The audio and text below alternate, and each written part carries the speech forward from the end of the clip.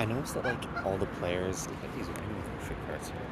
But I noticed that all the employers seem to have like, well, all the employees, all the players have their employee like their job listed underneath them, which is funny because Nao ends up using what their jobs are to like convince them to vote for her later.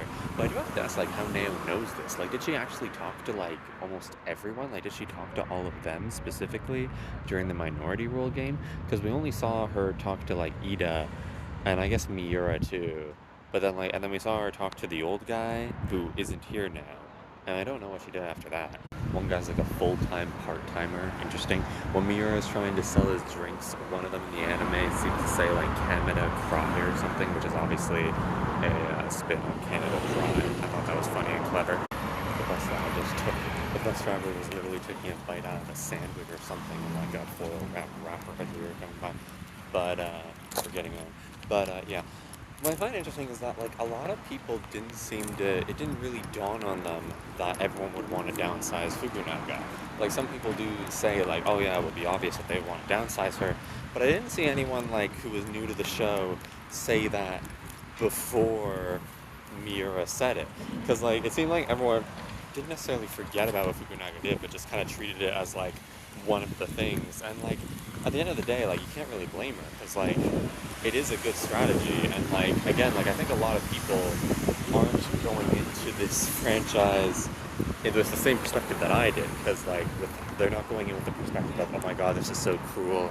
Like why can't everyone just work together and get along? Like everyone wants to see like the psychological fights and stuff like that. So naturally, they're a little bit disappointed that like the show was a bit more idealistic than that. Fukunaga did look kind of cute when she was asking Nail, like, why are you here? Like, she even, like, crouches down and, like, looks up at her in the manga, like, why exactly are you here? Versus in the anime, where I think, like, she's just kind of sitting in a chair. But, yeah, I didn't even really understand why everyone hated Nail for that point, but I think maybe that's just because I didn't necessarily get the jealousy aspect of it. Because the entire point is that because Nao is rich, I mean, 40 million yen, I think, is about $400,000. So yeah, that's pretty rich.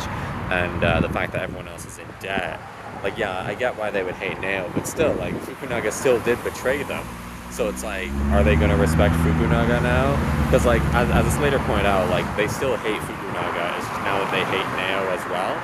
But yeah, it was an interesting plan, and I mean the fact that Fukunaga was able to turn it on her head at all says a lot to her abilities. But like, it does make me wonder, like, what is Fukunaga's plan if Nao wasn't there? Like, then she'd have to find someone else to turn them against, or she could just try and execute her plan with like a step removed. It might be more difficult and harder to pull off. I don't know.